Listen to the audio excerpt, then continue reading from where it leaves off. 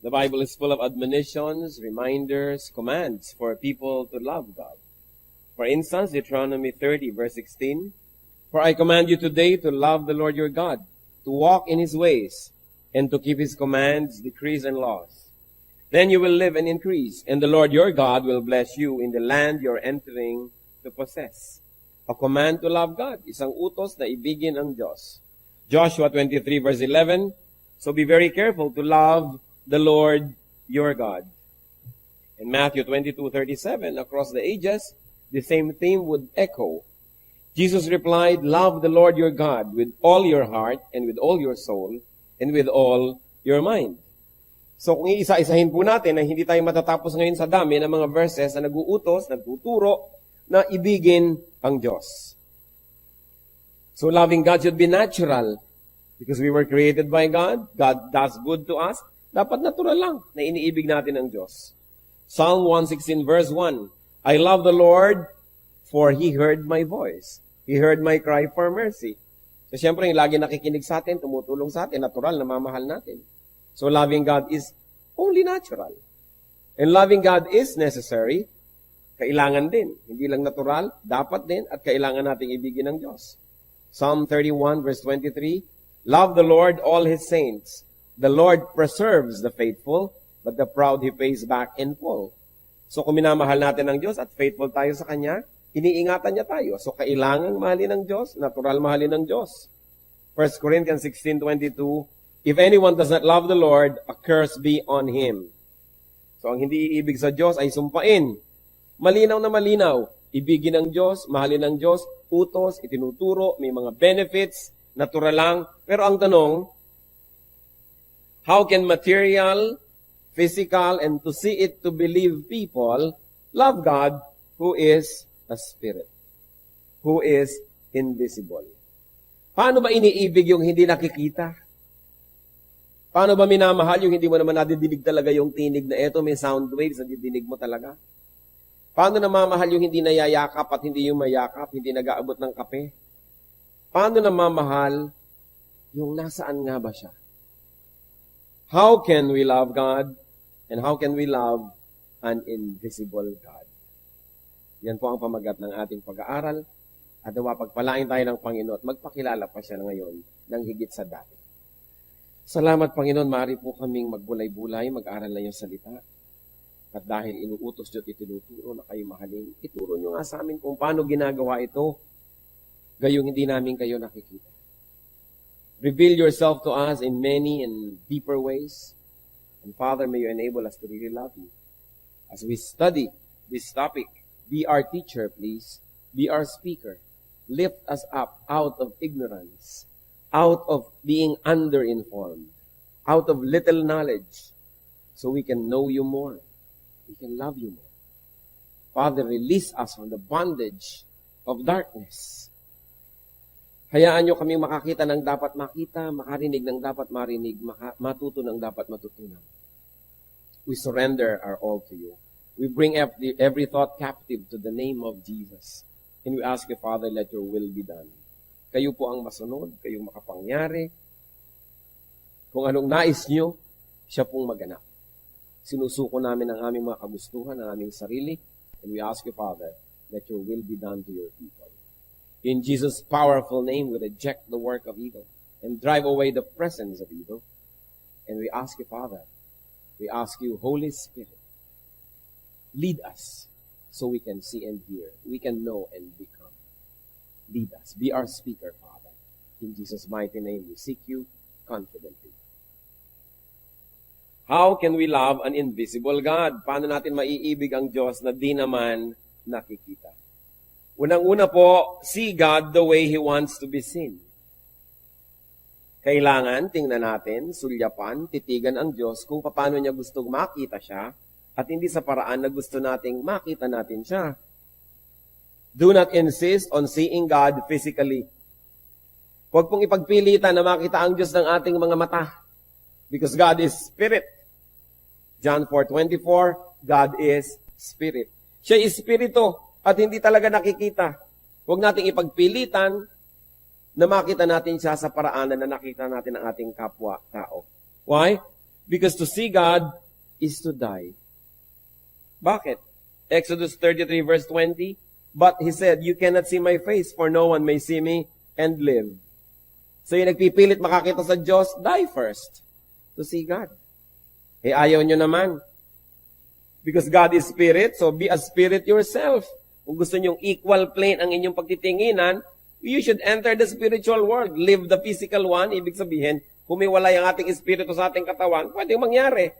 Eh dahil ayaw pa nating lahat nun, ewan ko kung gusto nyo, then we should see God spiritually. If we cannot become fully a spirit right now, so we should see God spiritually. And there are two ways once more. One is to be a spirit yourself, which means really dying to your physical life. But the other one is a more useful round. Be spiritual. You want to see God? Because God is a spirit? Be spiritual. Be spiritual more than carnal, and you will see God in a spiritual way. Paano ba natin nakikita ang Panginoon? Di ba kung kayo ay you speak the same language, ay kakaintindihan. If you go to the same place, ay kikita. If you like the same things, ay kikita kayo. Whether you like it or not, you keep bumping into the same people when you like the same activities. So you like to be seeing God, be spiritual in our nature. And you will see God in a spiritual way. Deuteronomy 4:29. But if from there you seek the Lord your God, you will find Him if you look for Him with all your heart and with all your soul. So ang naghahanap yung puso, yung kaluluwa, hindi lang yung mata. Sapagkat ang Panginoon, kung nabubuhay tayo sa paraang espiritual, makikita natin siya.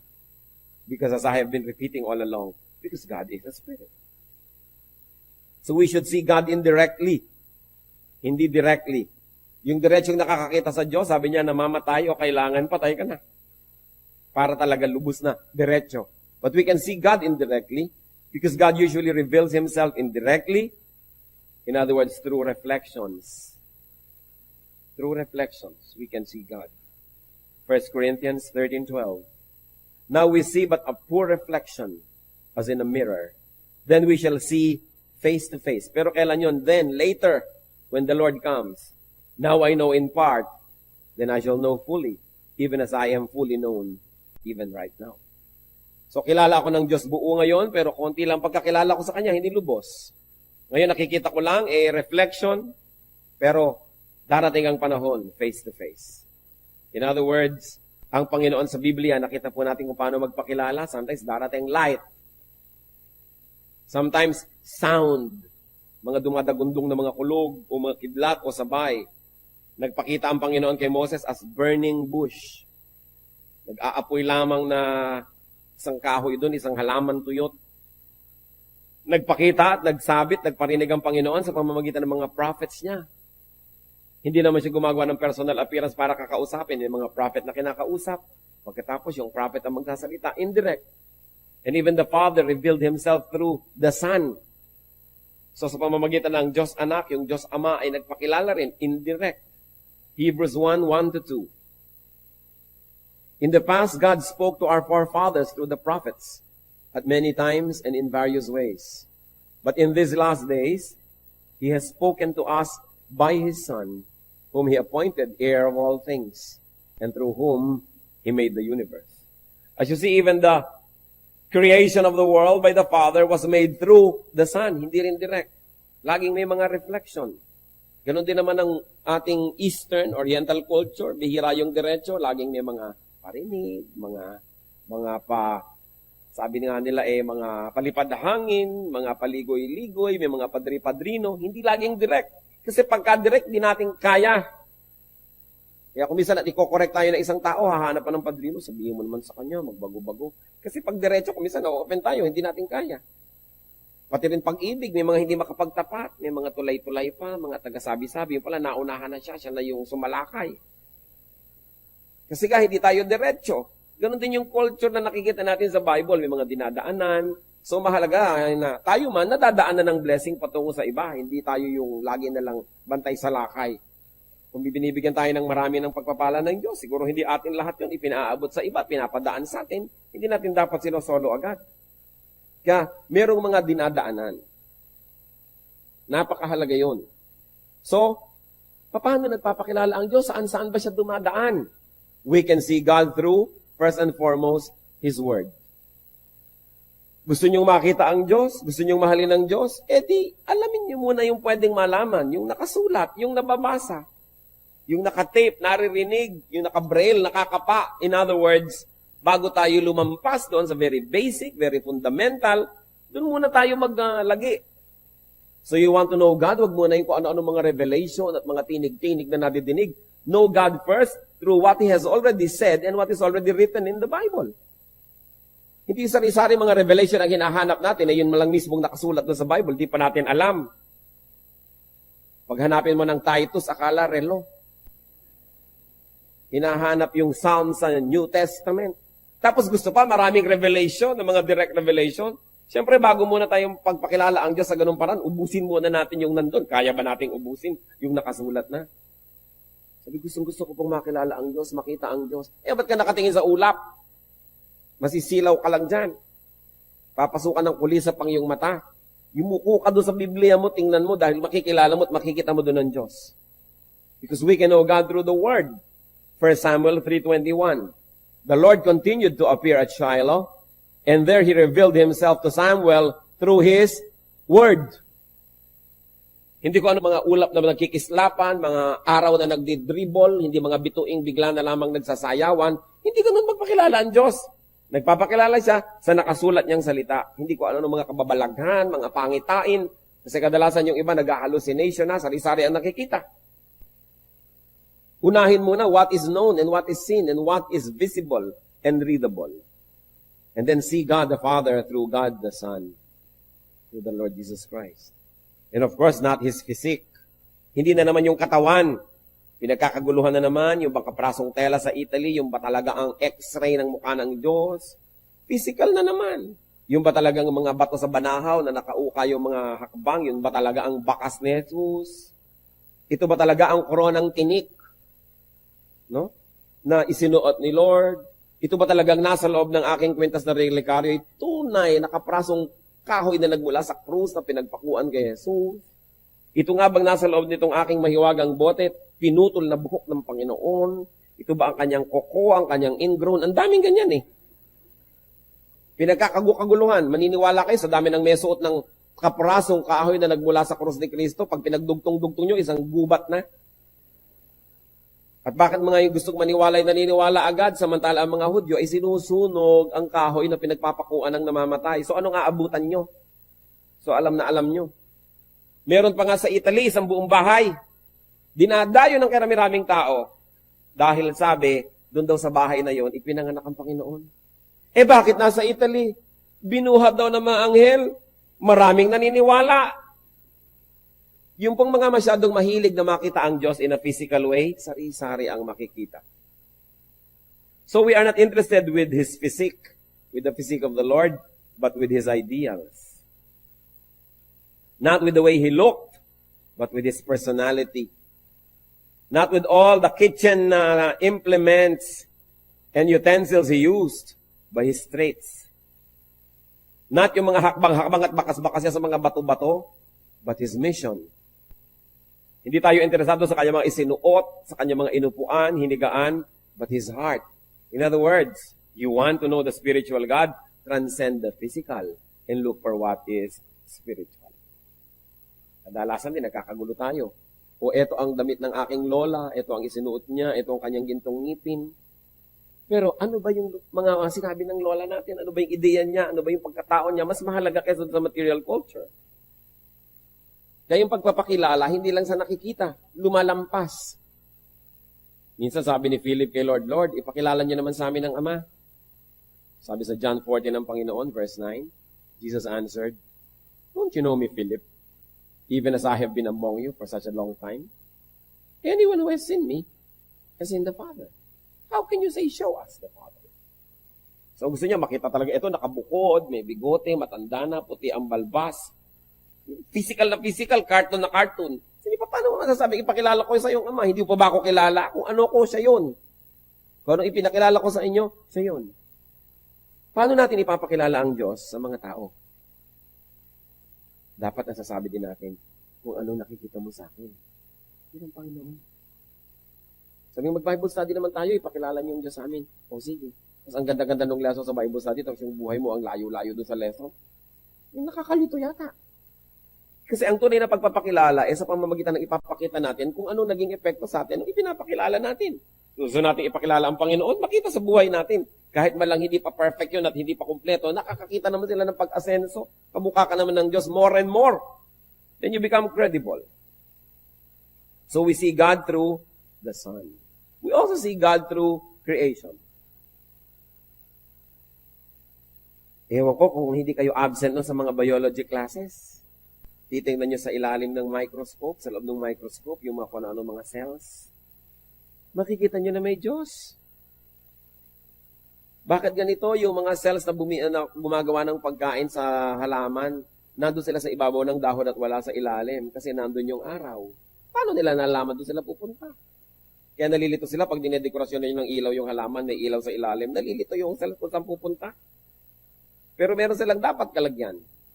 Pag tumingin kayo sa kalawakan, gumamit kayo ng mga kung ano-anong telescopes, nakikita nyo may Diyos. May designer eh. Kung nakikita nyo, bakit nga ba ang buko? Bakit ang nyog? Ang kapal ng balat. Kasi sa taas ng puno, pag naglaglag yung bunga, kung walang kutsyon, edi nabiyak. May kutsyon. Diba? At kung nahulog siya sa tubig, yun ang kanyang floater. Lulutang. Madadala ng alon sa kabilang pulo, dadami yung nyog. Kasi alam niyo naman yung creation, utos ng Diyos, magparami kayo. Kaya pati nyog, nagpaparami, lumulutang sa tubig. O yung mga puno ng nara, yung mga bulaklak nila, merong laki-laking parang pakpak. Para pag nalaglag, dadali ng hangin sa malayo, makakapagtaning din sa malayo. Yung iba naman, ang tatalino, nagpapatuka sa ibon, kasi ang tamis nila. Tutukain ng ibon. Alam nyo kung ano mangyayari sa ibon? Pagdating banta doon sa malalayo, sige, siyempre, what comes in must come out. O dito naman lalabas yung buto. O doon na natanim, may kasama pang fertilizer agad. Tutubo na naman. Alam nyo may Diyos! Pag nahiwa kayo, bakit nag-aampat yung dugo pagkatapos nun? Ang nangyayaring proseso. Kung paano yung mga cells natin ay sumasabog pag nasa may mga bunga dito at may oxygen and they release threads like thrombins. Nagiging parang mga net. Sinasalo nila ngayon yung mga ibang cells ng blood. Kaya sila naaampat pag nahahanginan, tumitigas. So, tumitigil ang pagdugo. Alam nga namang tsamba yun. Kaya sabi sa Colossians 1:15, He is the image of the invisible God, the firstborn over all creation. And Romans 1:20, For since the creation of the world, God's invisible qualities, His eternal power and divine nature, have been clearly seen, being understood from what has been made, so that men are without excuse. Sabi, mula pa noong umpisa, nung nilikha ang Diyos, ayan nagpapakilala na ang Diyos mula sa mga bagay na kanyang nilikha. Hindi mo na kailangang akyatin yung langit para mo siya makita. Biyakin mo lang yung nyog. Malalaman mo na, ang linis naman ng tubig nito. Paano nangyari? Hindi ba kayo nagtataka ang mga halaman? Yang lupa, pareho lang naman. May puno ng siniguelas, may puno ng mangga, may puno ng kamatis. Pare-pareho lang ang sinisip-sip nila ng nutrients, pare-pareho lang lupang nananiman. Ang bunga naglalabasan, iba. Pag dumaan na sa kanila, napipili nila na, itong ilalabas ko, yung ganitong lasa, yung ganun. May creator. Kaya sabi, walang excuse ang tao. Para hindi sabihin, hindi ko naman kasi nakita ang Diyos. Huwag mo akong sisihin na hindi naniwala. Wala naman ako nakitang proof. At ang lagay, lahat ay tsamba.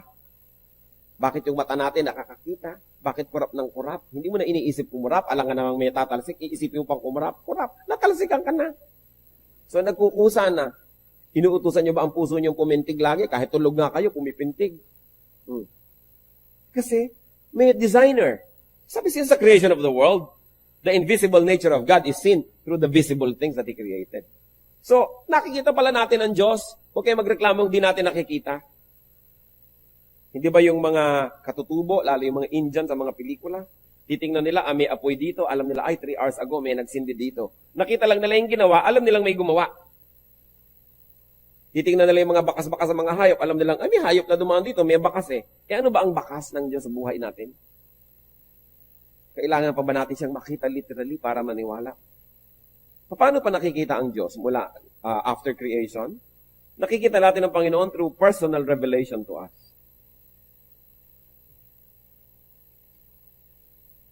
Genesis 35 verse 7. There he built an altar, and he called the place El Bethel, because it was there that God revealed himself to him when he was fleeing from his brother. So maraming paraan ng pagpapakilala ng Diyos. Meron na sa pamamagitan ng nature, meron sa pamamagitan ng kanyang salita, at merong very personal din. Nagpapakilala. Nagpaparamdam. Kumakausap sa atin. Sa paraang di natin alam kung paano.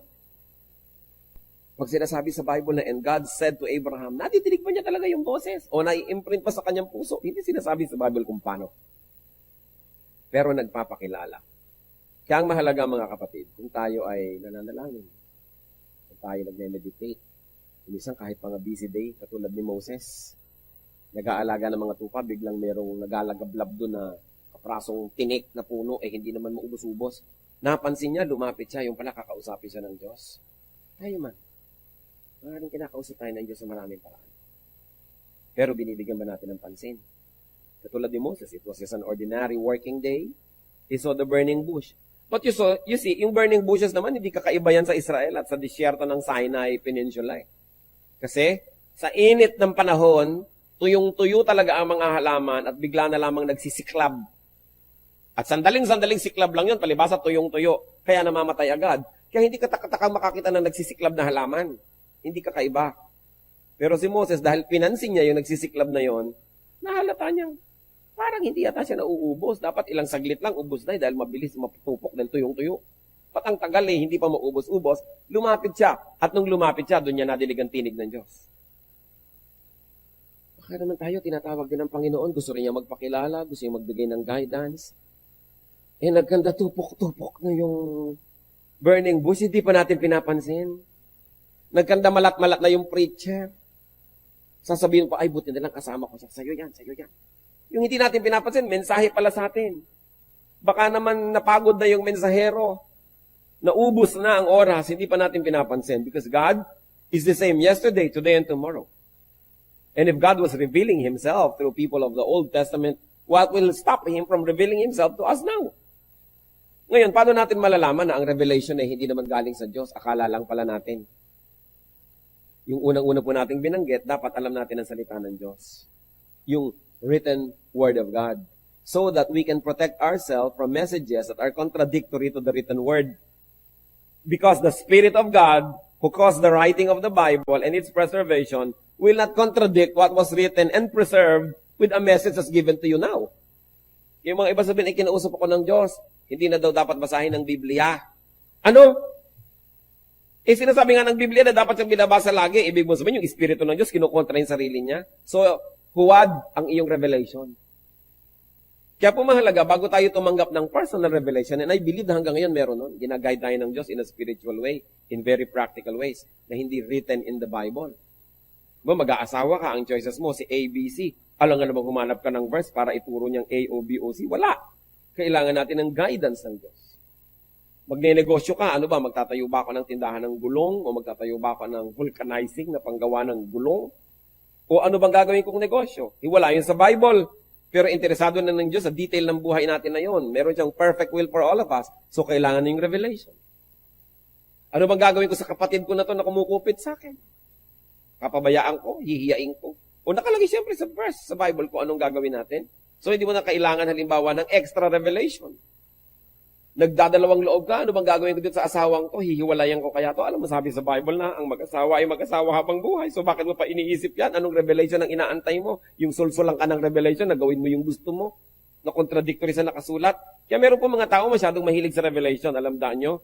Kasi gusto nilang takasan yung written word of God. Humahanap sila ng ibang maisasangkalan para gawin yung gusto nila. Kaya kailangan, tayo may naniniwala sa present day revelation, unang-una, it must be referred to the Word of God. Because the revealed will to you will not contradict the written Word that has been revealed to everybody else since the start. Kaya na-check po natin, kaya mahalaga is to know God through His Word. And then, there is also such a thing as personal revelation. So, nagpapakilala ang Panginoon. Tayo po na nabubuhay sa pagsunod sa Panginoon, nakikita natin yan, kinakausap tayo. At sa pagsunod natin, napapatunayan natin yun na ang kalooban ng Diyos. Pero tiyakin po natin, bago tayo susunod sa anumang iniisip natin na revelation, ire-refer muna sa written word of God. And that is the standard by which we measure the authenticity of whatever revelation we receive. How else can we see God? Believe it or not, but you can see God through yourself. Nilikha tayo sa wangis ng Diyos. Nakikita din natin ang Diyos sa pamamagitan natin. Nananalamin tayo, hindi physically but spiritually, and we see God. Nakikita rin natin yung kabutihan niya, yung kanyang pag-ibig, yung kanyang kabaitan. Minsan nakikita rin natin yung kanyang pagdidisiplina. Nakikita natin yung kagustuhan nating maging tama at itama ang nasa paligid. Nakikita natin yun because God also reflects His image on us. 2 Corinthians 3:18. And we who with unveiled faces all reflect the Lord's glory are being transformed into His likeness with ever-increasing glory which comes from the Lord who is the Spirit. So you want to see God? Look at yourself. Look at other people also, especially those who are growing in the Lord. You will see parts of God. You will not see the whole of God, but you will definitely see parts of God. So ano pong makokonclude natin? That God is not really invisible. That God is not really impossible to see. Kaya lang, hindi natin dapat ipilit na makita siya in a physical way. Those who insist on seeing God physically end up making their own gods. Yan ang panganib. Yung nagpipilit na makita ang Diyos sa isang paraan na physical, sa pamamagitan ng mata, mahipo, sa pamamagitan ng kamay, ay gumagawa at umiimbento ng kanilang mga Diyos-Diyosan. At itong dahilan, kaya naging talamak ang idolatry. Hindi kontento ang tao na makita ang Diyos sa spiritual way, through His reflection, indirectly, through His word. Gusto pa nila physical masyado. Kaya gumagawa sila ng mga Diyos-Diyosan. Psalm 115, verses 2 to 8. Why do the nations say, where is their God? Hinahanap daw ng mga bansang hindi mananampalataya. O nasaan ang Diyos nyo? Nasaan? Patingin. Our God is in heaven. He does whatever pleases Him.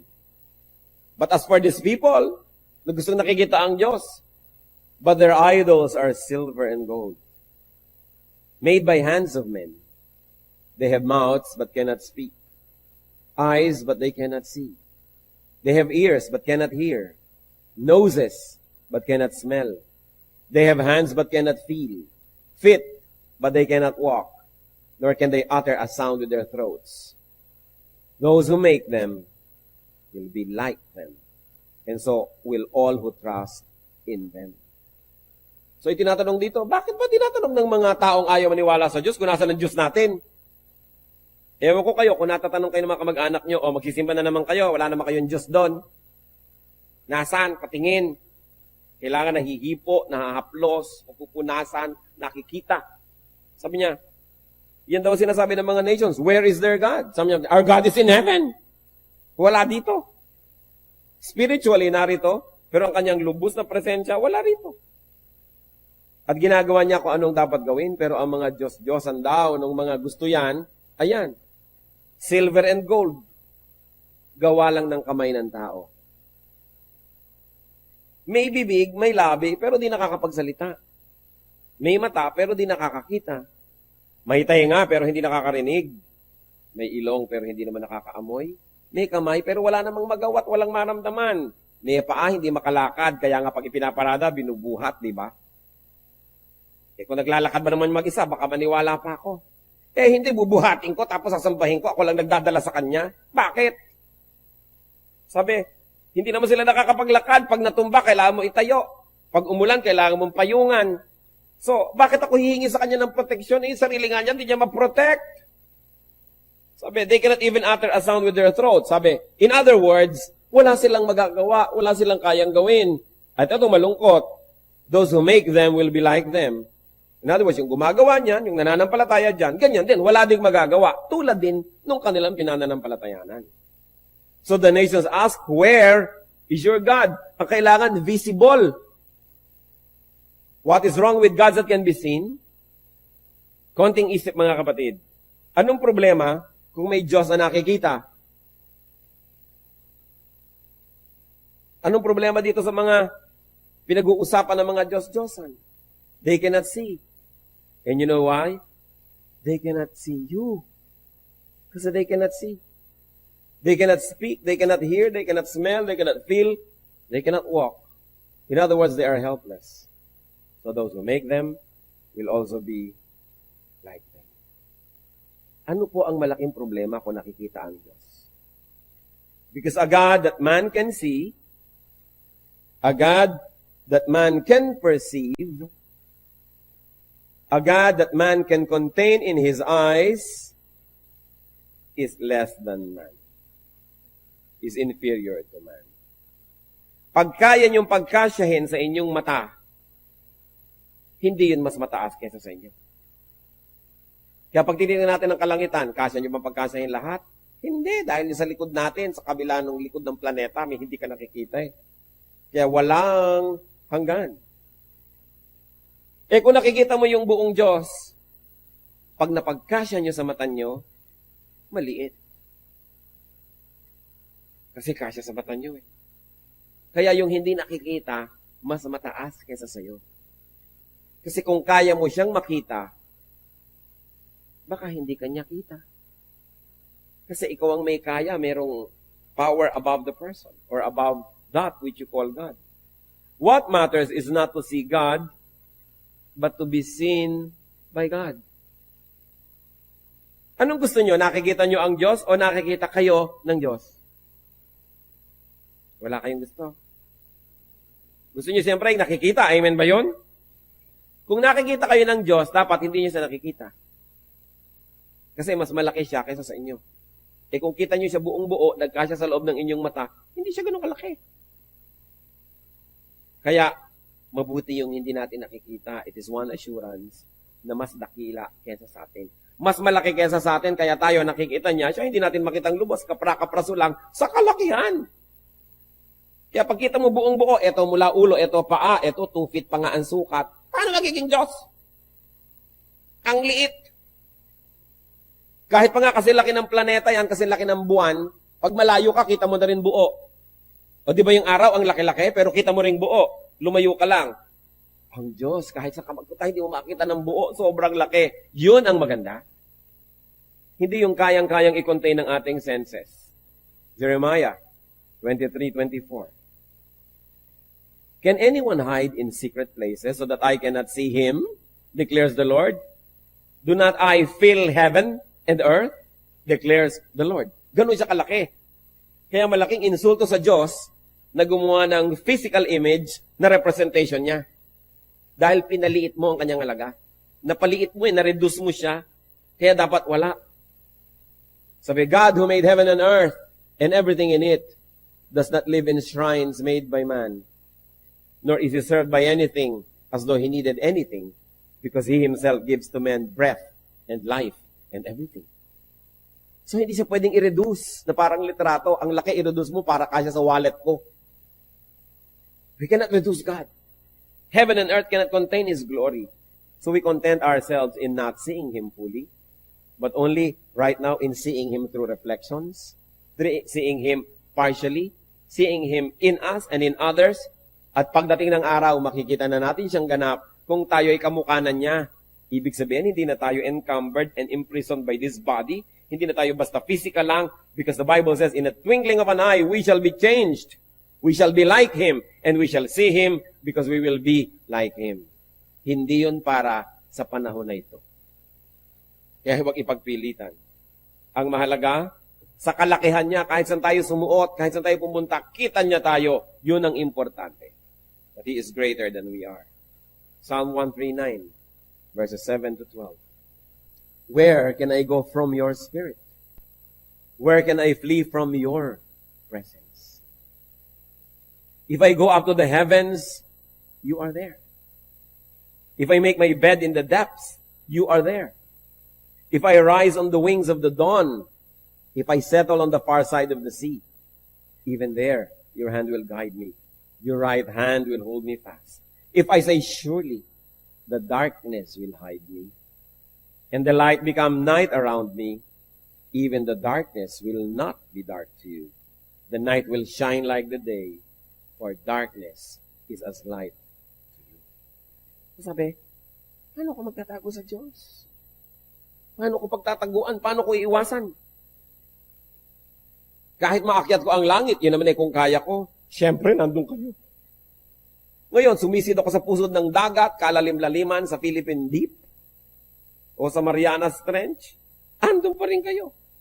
Kung makakasaya ko sa pakpak ng bukang liwayway at salubungin ko ang araw, pagdating ko doon, naroon pa rin kayo. Kahit tumawid ako ng dagat at pagpunta sa pinakamalayong ibayo, naroon pa rin kayo. Kaya kahit saan ako magpunta, natutulungan niyo ako. Your hand will guide me. Ngayon, kung ako na may gumagawa ng mga kamalian, nagtatago pa sa dilim, sabihin ako, baliwala. Kasi ang dilim ay liwanag din sa inyo. Walang kayang itago sa Diyos. We cannot see God, but He sees us. Is that not wonderful? Walang pwedeng ilihim. Kung gayon, wala rin tayong suliraning di niya alam. Wala tayong mga iniisip na mali na di niya alam. Wala tayong mga pandarayang di niya alam. Wala rin tayong mga pangamba, takot at pangangailangang di niya alam. Napakabuti na lang at di natin siya kita at kita niya tayo. Hindi tayo ang tagapag-protect niya. Siya ang protector natin. Hindi kung gumagawa ka ng mga Diyos-Diyosan, nananakawan ng mga alahas, nananakawan ng mga baro, ikaw ngayon nagbantay ng bantay, imbes siya nagbabantay sa'yo. Nababaligtad. Pag nagkakasunog, siya yung buhat-buhat mong inililigtas mula sa sunog. Ba't di kanya buhatin? Diyos pala siya.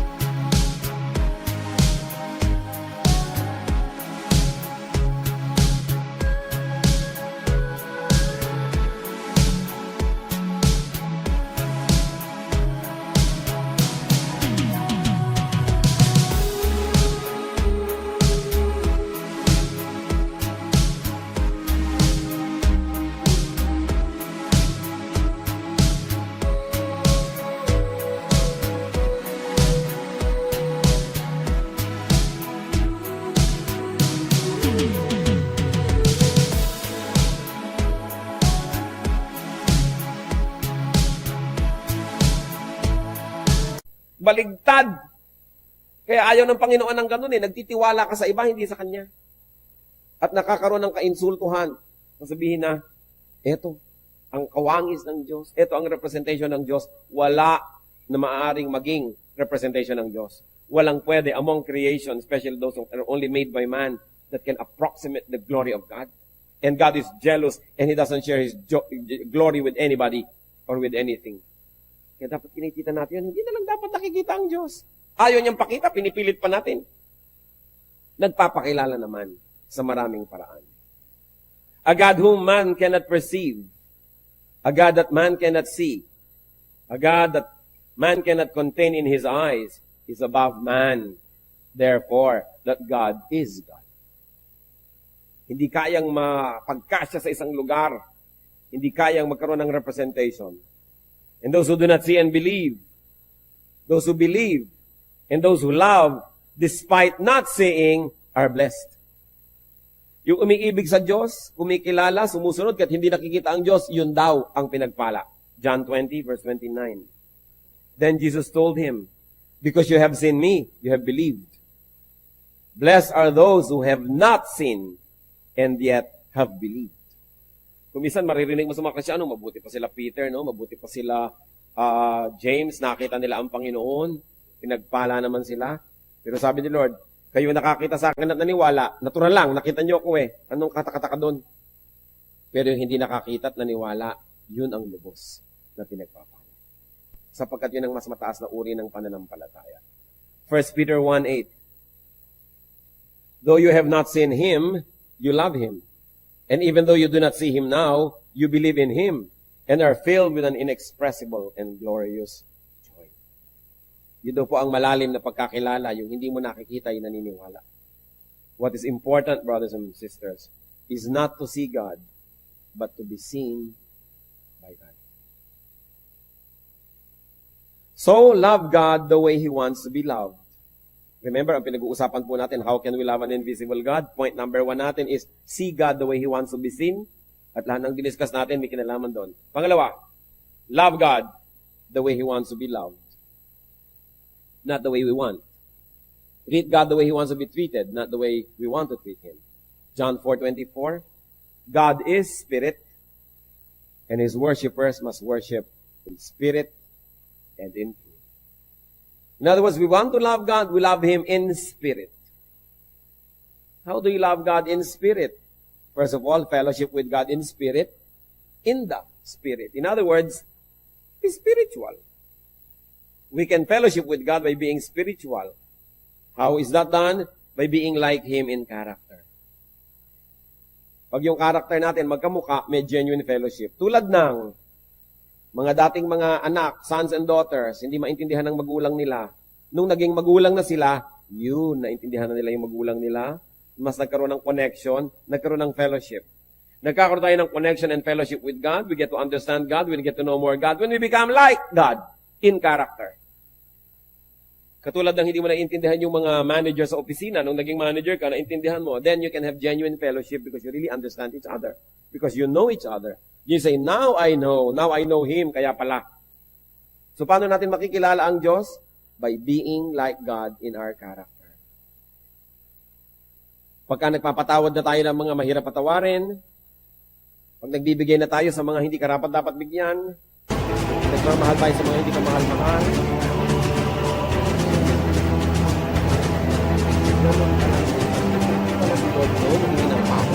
nananalangin at patawarin ng mga salamat yung nagpapako sa Kanya. Paano natin malalaman kung hindi tayo magpapatawad sa mga nagpapako ng sa Kanya? You want to know God? Pass the way you pass. Then you will understand. 1 John 3:2. Dear friends, now we are children of God, and what we will be has not yet been made known. But we know that when He appears, we shall be like Him, for we shall see Him as He is. When we transcend the body, we will be like Him. But not yet. Hindi pa nangyayari yun. But it can happen in an advanced way by being like God in our character. Ephesians 4:22-23. You were taught with regard to your former way of life to put off your old self, which is being corrupted by its deceitful desires, to be made new in the attitude of your minds, and to put on the new self, created to be like God in true righteousness and holiness. Totoo, kung ano tayo, as is where is, minahal tayo, tinanggap ng Diyos. Pero hindi ibig sabihin, hanggang mamatay na lang tayo, as is where is pa rin. Kuminsan, merong isang babaeng hindi marunong magluto. Sasabihin sa kanyang asawa, bakit? Tinanggap ko naman ako nung araw, hindi ako marunong magluto. Nung nililigawan mo ako, alam mo naman puro fast food ang kinakain natin. O bakit ngayon 20 years na tayong kasal, hinahanapan mo ako makapagluto? O iba naman yung tinanggap kayo kung ano yung kalagayan nyo bago kayo ikinasal. Pero hindi naman ibig sabihin, lisensya nyo na yun na huwag nang umasenso habang buhay. Sasabihin nila lalaki, alam mo naman na bangag-bangag ako nung nililigawan kita, nagustuhan mo ako. Tapos ngayon, hahanapin mong magbago ako, mag-ayos. Eh, syempre, may anak na tayo, meron na tayong mga babayarin na bills, ibinalik na naman ng PPA, no? Sa kuryente. PPA nga ba yun? Mahal na naman, tapos pabangag-bangag ka pa dyan. Hindi ko mo tinanggap kita nung araw na ikinasal tayong ganon, ibig sabihin, lisensya mo na yun, na ganon ka na lang habang panahon, dapat man umasenso ka. Tinanggap ka na nga ng ganon, eh di dapat umasenso ka naman bilang pag-appreciate na tinanggap kang ganon. Marami pong ganyan mga tao sabihin, bakit ganito na ako noon Oo nga, pero ibig sabihin, 20 years, 15 years, 5 years, dumadaan, ganon ka pa rin, hindi ka man lang aasenso. Ano ba sabi sa Bible? That God changes us from glory to glory, hindi yung the same. Kailangan umaasenso. Sasabihin pa niya, tatlo na nga ang anak ko sa pagkadalaga nung ako iniligawan mo ano naman magkaanak ulit akong 4 ngayong asawa na kita, kung kani-kanino. Tama ba yon? Tinanggap ka na nga na gano'n, o kalimutan na ang nakaraan. Ibig sabihin naman, ayos-ayos na tayo. Alangan namang dumami na naman yung anak mo kung saan-saan gilid-gilid. Dahil lang tinanggap ka nun. Dapat umaasenso tayo, nag-iiba. We become better and better. So sabi, you were taught in your former way of life to put off your old self. Kailangan magbago. Put on the new self. And by that way, we will know God more and more. Habang nagiging deeper ang ating kabanalan, doon natin nakikilala ang Diyos. Kasi siya'y banal. Paano mo ba nakikilala yung banal? Di magpakabanal ka rin. Matthew 5:48.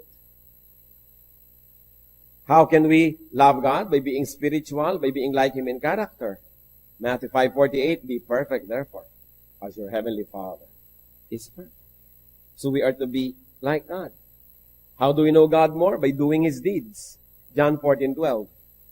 I tell you the truth, anyone who has faith in me will do what I have been doing. He will do even greater things than this, because I am going to the Father. And as we work side by side with God, then we will know God. Napakaraming paraan para makilala at mamahal ang Diyos. How else do we love God? Love God in truth. Kanina sinabi natin, love God in spirit. Ibig sabihin sa ating character. Now naman, you love God in truth, in practice, in deeds concerning our daily life. We are to be like God in character, we will know Him more. We are to be like God in deeds. And when we do what He does, especially deeds concerning His church, then we will know Him better. Matthew 25:45. He will reply, I tell you the truth, whatever you did not do for one of the least of this, you did not do for me. So ano pa palang ginagawa ng Panginoon? Hinahanap niya sa atin na gawin yung mga ginagawa niya sa tao, sa church, yung mga ginawa ng Panginoon dapat din natin gawin. Yung ginawa niya sa kanyang creation, what He did to His creation, inaruga, minanage, dapat ganun din ang gawin natin. And then we take care of nature, when we take care of the environment, we'll get to know God more, who is the creator of such environment. And when we do His will, we will know Him more. Seeing God spiritually results in strength and courage. Anong nagiging bunga pag lalo natin siya nakikilala? By being like Him in character and in deeds, that's how we see Him spiritually. That's how we know Him spiritually. Nagiging tayo malakas. At nagkakaroon tayo ng lakas ng loob, paninindigan. Hebrews 11:27. By faith, referring to Moses, he left Egypt, not fearing the king's anger. He persevered because he sought Him who is invisible. Bakit daw tinalikuran ni Moses ang karangya ng Egyptian court? Bakit sumunod siya sa utusan ng Diyos? Dahil nakita niya yung invisible God. Dahil nagpakita ng reflection, nagparinig ng tinig, ipinakita ang kalooban niya, at nung sinunod ni Moses habang sumusunod siya, lalo niyang nakilala ang Diyos.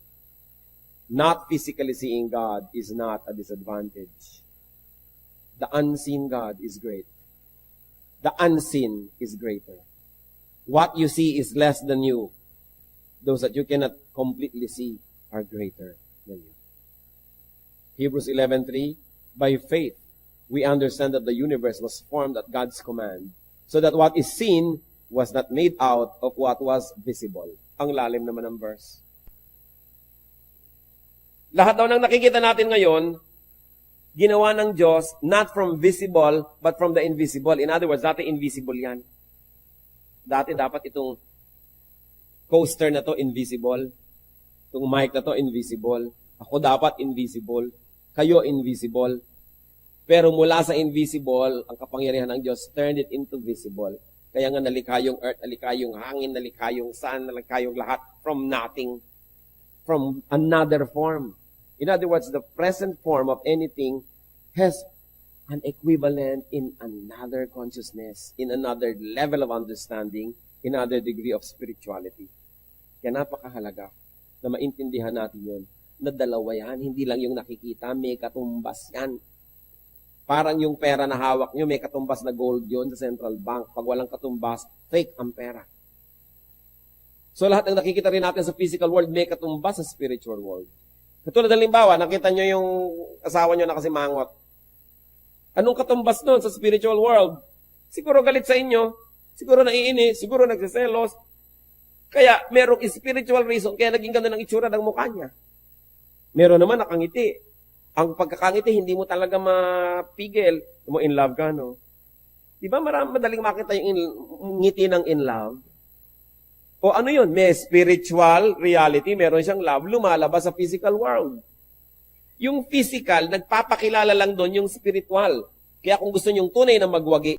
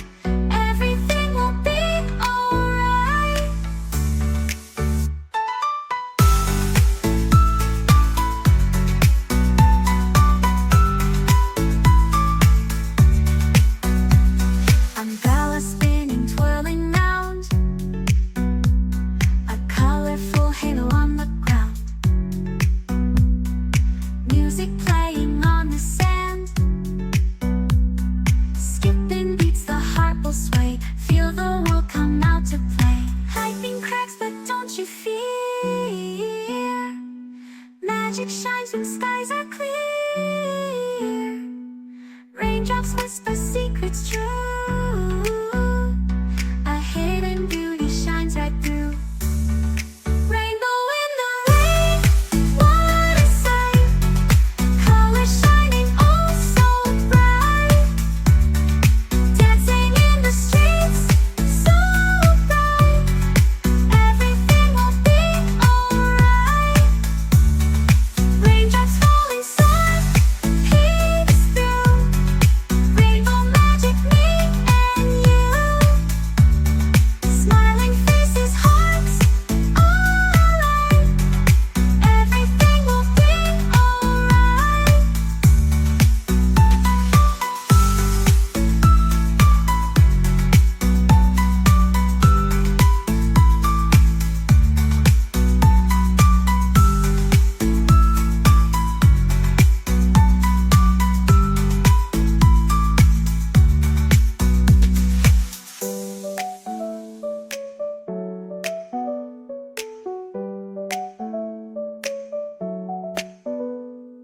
Raindrops falling, sun peeks through. Rainbow magic, me and you. Smiling faces, hearts alight. Everything will be alright.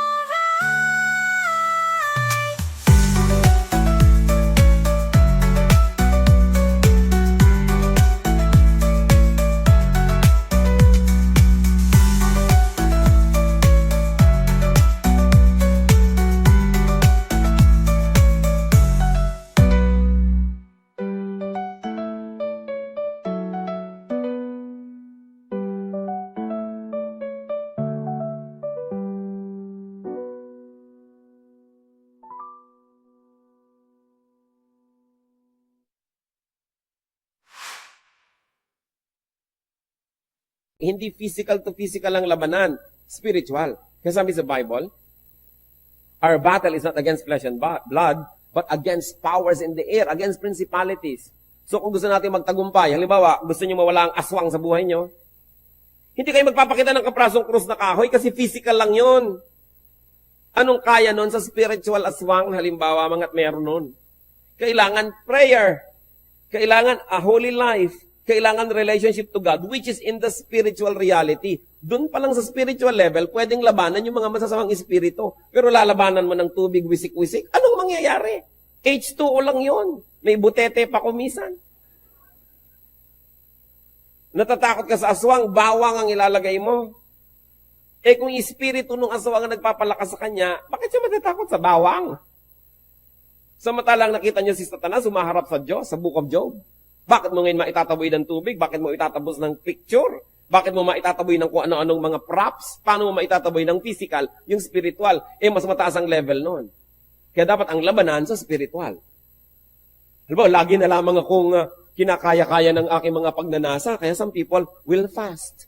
So that they will deny the body, they will deny the urges and the desires para makarating sila doon sa spiritual level, and through prayer and a godly life, doon sila lalaban at doon na nanalo. At pag doon tayo lumaban, walang talo because God is already victorious. So nagagalit ako sa iyo, galit na galit ako, anong gagawin ko? Habulin kita ng taga. Pwede ba akong manalo? Manalo man ako, nakulong naman ako, nag-guilty rin ako, talo pa rin ako. So anong gagawin ko? I'll fight you in a spiritual way. I'll pray for you. At kung sobra kang nakakainis para ako magwagi, matatawarin kita. Paano mo pa ako maiinis? Nagpatawad na ako. Di panalo ako. Kaya dapat espiritu ang panlaban, hindi physical. Our battle is not against flesh and blood, but against powers in the air, against principalities. The only way to fight them is to go to the spiritual level and wage the battle there. How do you do that? By living a spiritual life and by using spiritual tools in the name of the Lord. And when we do that, we can never fail because Jesus Christ is victorious.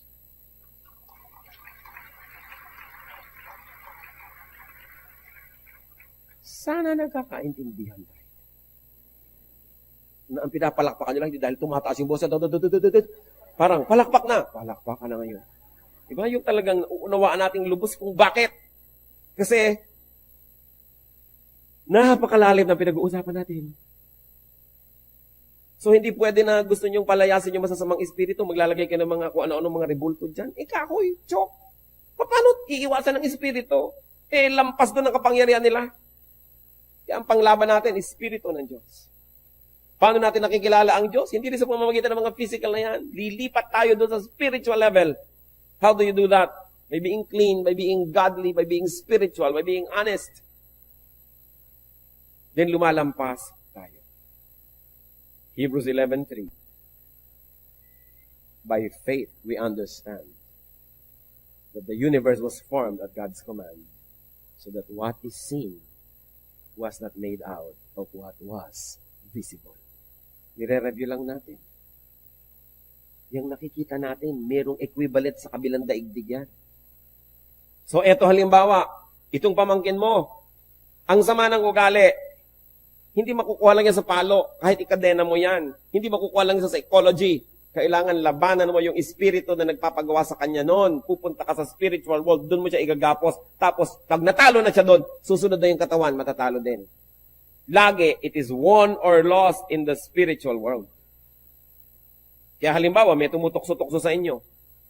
Sa isip nyo, natalo na kayo. Sila mo, sige, talagang bibigay na ako. Nagiintay lang yung katawan nyo ng time, ng chance para sumunod. Susunod yung katawan nyo sa pagkatalo dahil yung espiritu nyo nagpatalo na. Pero pag yung espiritu natin, panalo, yung katawan susunod. Kaya anong sabi ni Paul? I beat my body to make it my slave so that it will not become my master. Hindi ako susunod sa katawan ko. Pasusunurin ko yung katawan ko sa espiritu. And that's how you know God in the spirit. You become very, very victorious in the spiritual world. Kasunod yung katawan. Kaya ako minsan may tatawag sa akin, Pastor, meron akong kilala, drug addict, kailangan maayos. Ang una kong tanong, gusto ba nung may katawan magayos? Ayaw kinakadena pa nga namin. Wala akong magagawa. Kasi kahit anong gawin natin dyan, pag nakahulagpos, gagawin niya uli. Sayang lang lahat ng pagod natin. Ngayon, kung siya mismo willing, gusto kong bumait pero di ko magawa. Halika, magtulungan tayo. Pero yung ayoko bumait, ayoko. Wala tayong magagawa doon. Kasi sa spirito pa lang, nagpapatalo na siya. Paano gagawin mo sa katawan? Kahit anong gawin mo doon, matatalo pa rin. The battle is fought in the spiritual level. Kung lubos nating uunawain yun, dadali ang pagtatagumpay. Kasi doon sa level na yon matagumpay ang Diyos. Sa physical level, hanggang ngayon nagtatagumpay pa si Satan kasi hindi pa siya nakagapos. Kaya pag lagi kang physical at lagi mong kinakatang let's get physical, marami kang talo. Sana magpi-physical ka lang sa exercise. Okay yan. No? Pero kung puro physical, lahat ng tawag ng laman, lahat ng gusto ng desires, susundin mo, ano mangyayari sa'yo? Sunod-sunuran ka. Kaya yun po yung mga sunod-sunod sa katawan nila, yung sunod-sunuran, para mga hibang.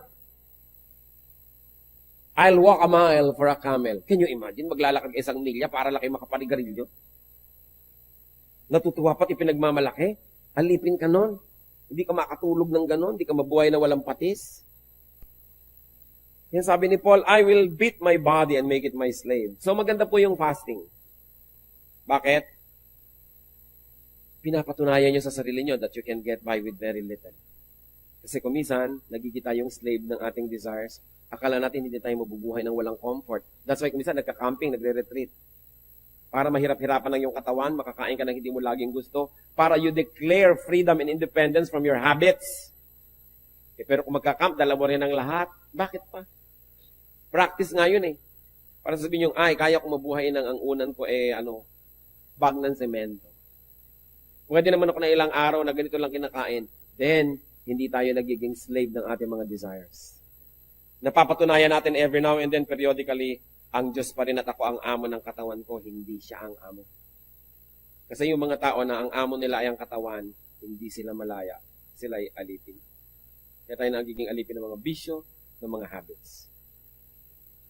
So, God is invisible. Buti na lang. Ibig sabihin, He is great. He is greater than we are. He is greater than our problems. Huwag natin ipagpilit ang makita siya in a visible way. The invisible is much bigger, much greater, and much more glorious. Tandaan natin, ang kayang makita, yun lang, mas maliit. So kung kitang-kita mo, maliit yan. Do not insist on seeing God. Do not insist and do not be discouraged and confused by God's invisibility. Because we can love without seeing. Pwede yun. Do not be like the pagans who adore visible gods. Mga kapatid, makinig kayo. Kung kayo ay tumalikod na sa mga Diyos-Diyosan, tapos pag nakakarinig kayo ng tugtog na mimiss nyo at gusto nyo sumunod, mag-ingat.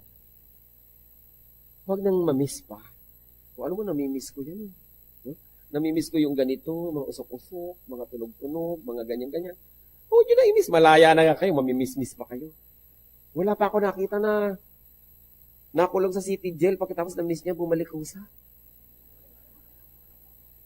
Eh, yung susunod-sunod ka sa mga ganito, actually, imprisonment yan. Pag malaya na tayo, sige na, let's fight the habit. Kung minsan, parang hinihila-hila ka dahil force of habit. Declare yourself independent. Mahal tayo ng Diyos. Gusto niya tayo malaya. At tandaan, kung hindi natin ginagawang Diyos-Diyosan, yung mga Diyos-Diyosan, huwag din natin gawing Diyos-Diyosan ang ating katawan. Hindi naman ibig sabihin, papabayaan nyo na yung katawan nyo. Mahalin dahil temple of the Holy Spirit. Pero huwag laging sundin kasi ipapahamak tayo niyan. Dapat controlled natin yung katawan na yan. Sabi ni Paul, I beat my body to make it my slave. So let us love God, what? In a spiritual way. First, by being like Him in character. And second, by being like Him in our deeds, in our activities, then we will know Him. And we will develop this love affair with our Lord. Dear God, salamat, nagpapakilala po kayo sa amin. Salamat at patuloy niyong pinalalalim ang pag-unawa namin ng mga dapat at katanggap-tanggap na paraan kung paano kayo kinikilala at dapat sinasamba. Sa mga pinalaya niyo na Lord doon sa slave ng mga idolatry, turuan niyo kami Lord na hindi lang maging malaya sa sarili, kundi maging blessing din kami sa iba. Na hindi kami maka-offend needlessly, but we should stand for the truth. Na kayo na invisible God, kayo ang may kagustuhan maging invisible. Huwag naming pilitin na magkaroon ng visible representation. Sapagkat kung gusto niyo namang meron nun, kayo na sanang nag-utos at nagbigay ng mga models nun. So teach us, Lord. And teach us to be sensitive to the needs of those people who are in this kind of activity. Lord, sa sandaling ito, humihingi kami ng mga personal application ng message sa ito. Turuan niyo kami, Lord, because we like to love you, and you like us to love you, but you're invisible. So teach us to love you, not in a physical way, but in a way that's spiritual. Mga kapatid, sa ilang saglit, magbulay-bulay tayo. At appreciating natin that God is spirit, therefore is greater than us. Humingi tayo ng mga maraming paraan kung paano lalo pa siyang iibigin in a spiritual way.